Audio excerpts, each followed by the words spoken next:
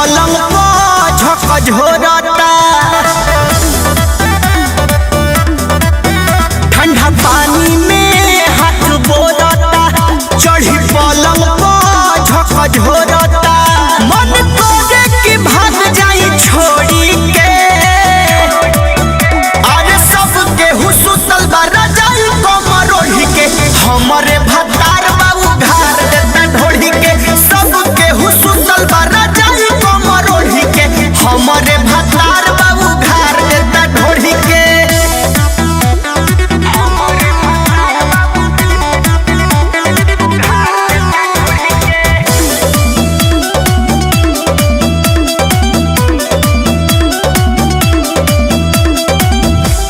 नाही लाजात बाटे नाही शर्माला हो, छुअता जब जब हमारा लागता पाला हो।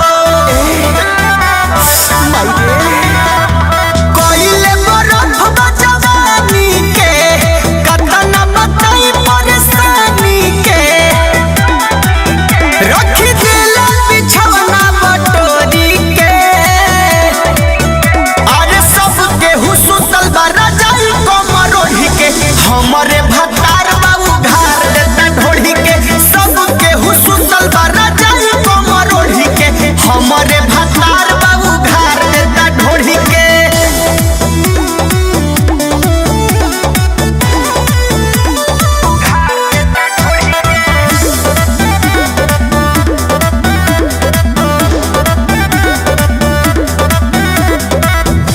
आगी पगरम करके पीही गुड़ हरदी, गोलू के चलते हमारा धैले बसरती। बाबूजी लोग भइले यही तवे पर, रही जैती आशिकयन तवे पर, असर देही में करे कमजोरी के। अरे सब केहू सुतल बा रजाई कमर ओढ़ी के, हमरे भतार